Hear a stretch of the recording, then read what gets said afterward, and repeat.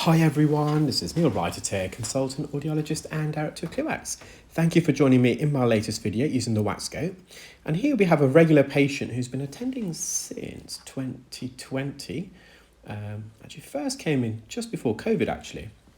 And ever since he's been coming on average possibly every 9 to 12 months, although the last occasion it's lasted a bit longer.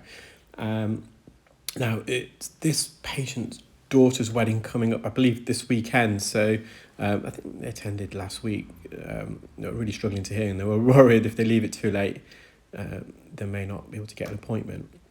Now, I had to reduce the brightness. You may have noticed that at the beginning, and that's because this patient's not only got loads of hairs protruding from the outer third of the ear canal, but also they've got quite a narrow ear, which means that a lot of the light is reflected against the canal wall.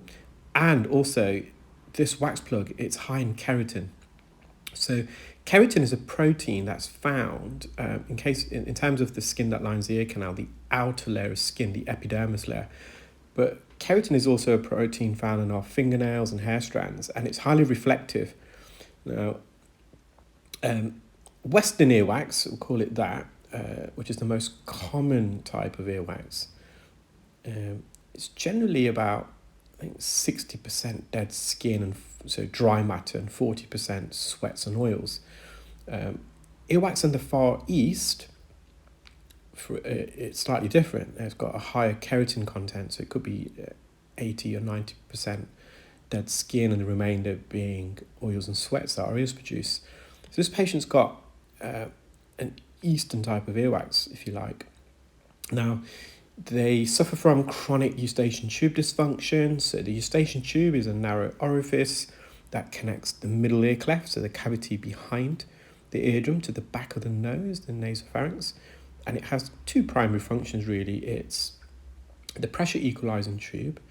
So we want the air pressure in the middle ear to be similar or thereabouts to the atmospheric ear pressure, so the ear pressure in the ear canal. When the air pressure is equal either side of the eardrum, that's when the eardrum is at its most mobile. And also it can serve as a drainage tube, so if there's any fluid accumulation in the middle ear, it can drain away. It actually has a few more purposes than that. It prevents upper respiratory tract infections travelling up your nose, for example, up into the middle ear. And the eustachian tube is typically shut. So at normal resting state, the eustachian tube is shut, and it opens during brief moments of swallowing, yawning, chewing, for example.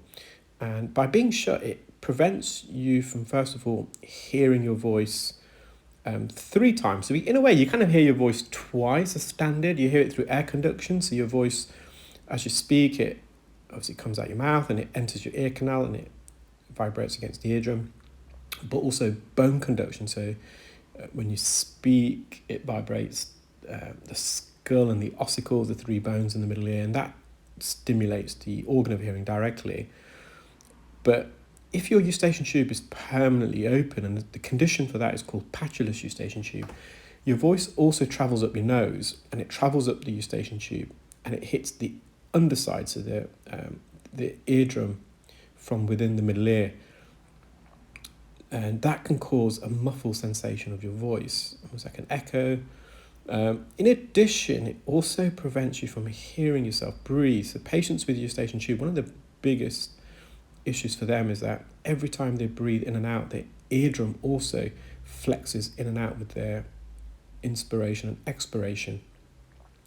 So when you breathe in, for example, the air travels up the nose, up the eustachian tube, and it causes the eardrum to bulge out. And then when you exhale, air is expelled from the middle ear, and it causes the eardrum to flex inwards. And that shouldn't normally happen, but patients with patulous eustachian tube, they can actually hear themselves and feel themselves breathing, the eardrums going backwards and forwards. And oddly enough, one of the things that a few patients I've come across with patulous eustachian tube to overcome that is they perform the Toynbee maneuver.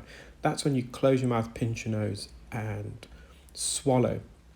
What that actually does, it sucks the eardrum in, and it attaches it, because the eardrum, the outer layer and the inner layer, is slightly sticky. So it sticks the inside layer of the eardrum up against the malleus, the hammer bone, which then somewhat prevents the eardrum from moving backwards and forwards when you're breathing. And as a result of this, the reason why I brought up this patient's chronic eustachian tube dysfunction, that because the eustachian tube has been sucked in for a while, they've seen ENT and they're managing with their symptoms, it's caused erosion, or if you like, remodeling of the short process of their malleus, so the hammer bone at the top of the hammer bone, which is in terms of what's visible to us. So the hammer bone, a lot of the hammer bone is not fully visible to us, is it's hidden away in the middle ear.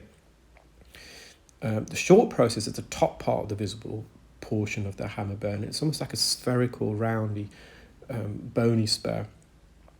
And when the eardrum is sucked in, it does two things. It kind of constricts the blood vessels supplying nutrients and oxygen to that region of the hammer bone, so it kind of wilts away, but also it initiates osteoclasts. So osteoclasts are specialized bone cells that break down bone into its core tissues and minerals and redistributes it via the bloodstream. So new bone can be formed using that. So you'll see that at the end. I think I've used the ear hook already, the correct, and the ear pick. Both the ear hook and ear pick kind of just dies through it, but although it dies through it, there was fragments of this dry dead skin that I could remove. Can't really use forceps for this at the moment. There's nothing to really grab onto, and I have put some oil into it. It has softened the surface. So I'm just going to remove that there.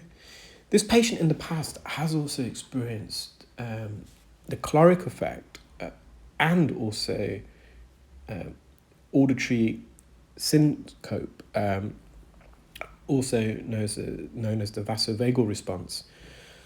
Now, the caloric effect occurs, it can occur with pressure and temperature, but it's normally, in terms of with microsuction, it can occur due to displacement of the eardrum. If you've got a vacuum of wax in there and you pull it out, it's going to pull the eardrum forwards laterally, and that will disturb the pressure in the middle ear.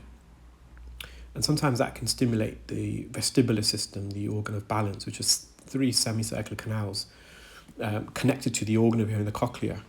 But the vestibular system, so the balance system, in terms of the inner ear, so these 3 semicircular canals, they're also influenced by temperature. So when you decrease the temperature in the ear, it actually inhibits the function of the organ of balance in that particular ear, which means that your brain is receiving incorrect and mixed messages from both organ of balances, one from each ear. And it then kind of tricks your brain into thinking you're moving in a certain direction when you're not, and then you get vertigo, your eyes can spin. But this patient also has previously experienced the vasovagal response, where they became faint. So the back part of the ear canal, the lower section, and also kind of partly the floor of the ear canal, there's a nerve called the Arnold's nerve, which is a branch of the vagus nerve. And when that's stimulated, or if a patient's got a hypersensitive vagus nerve, what it does, it causes the blood vessels to dilate, and it reduces your heart rate. And cumulatively, the effect of both of those things, so the dilation of the blood vessels and the reducing of your heart rate, means there's less blood travelling to your brain, and patients become faint and queasy. I've had it's happened a few times in the past. Generally speaking, it's occurred in male patients, and the 2 that I can remember were in their mid-30s. This patient's a bit older. Now, there's a lot of hair there, but we still can remove that bit of keratin off the anterior canal wall. They have got a very narrow outer half of the ear canal, and that's the hammer bone and the manubrium. So when you see the hammer bone, you kind of generally see 3 parts to it. You see the umbo, which is the portion of the hammer bone that attaches to the middle of the eardrum. So if you've watched my videos in the past, I can sometimes just call that the bullseye, so if you're familiar with darts. Then you've got the long stalk. That's the handle itself, the arm, the handle of the malleus, and the technical term for that is called the manubrium. And at the top, the spherical bit. It's going to reduce the brightness there because it's a bit of reflection of the hairs. But that hammer bone, you can see the stalk is not your normal looking hammer bone. The top part is called the short or lateral process. Sometimes you can see the neck of the hammer bone, and then from the neck of the hammer bone it goes into the middle. It's more visible in the middle ear. So patients with erosions of the top part of the ear canal, the scutum, or if they've got an not mastoidectomy, but an attictomy, that's the word I'm looking for, the attictomy. Sometimes ENT surgeons perform a procedure called an attictomy, where they drill away the top part of the bone of the ear canal on top of the eardrum. But with patients with retracted eardrums for a long time, they can also, or if they've had a cholesteatoma, for example, they can have what we call an attictomy, where that bone is removed, but not via surgery. It's due to a natural process like the retraction of the eardrum or cholesteatoma in that sense.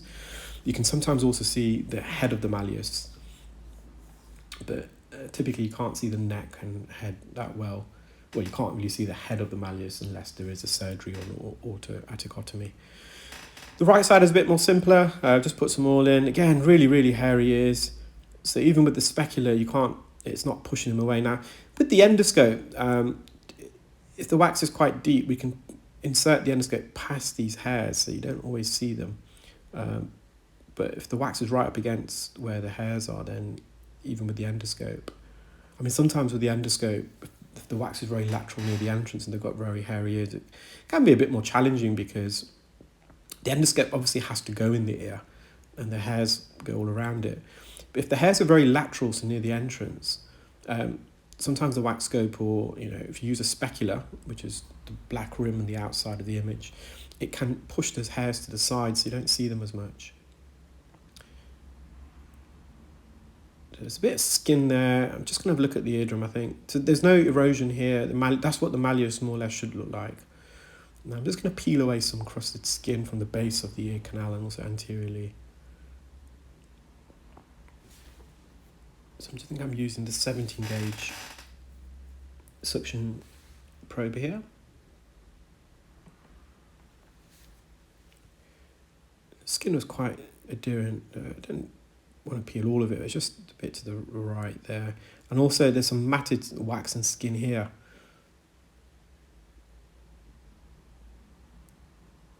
When you got wax and dead skin matted to the hair, it's really embedded and encrusted against the canal wall, so you just have to glide it away. So these hairs are kind of a lot longer than they would normally be, probably double the length. And you can see they're all matted here, almost like a haystack. So I'm just getting a suction going. I'm going to glide this back, I think, or up to loosen it. So when you've got matted hair, it's like, for example, I remember once a friend at university, she got some chewing gum in her hair and all the hair matted. It was horrific, and they had to cut a lot of the hair away to get rid of that. Fortunately, it wasn't noticeable, but the way they comb the hair afterwards. But in the same way, when you got wax and it's matted against the hairs, it can be quite tricky to remove. Just a little bit here. We're on the cartilage portion of the ear canal. The skin's a bit paler, it's a bit more fleshy. And then just going to re-enter, going to try and push some of these hairs to the left away. You can see we've got most of them away. This is one that kind of entered the slot, but there's the eardrum. That looks more normal in comparison to the left ear. Well, I hope you enjoyed that video, guys. Take care, keep well, and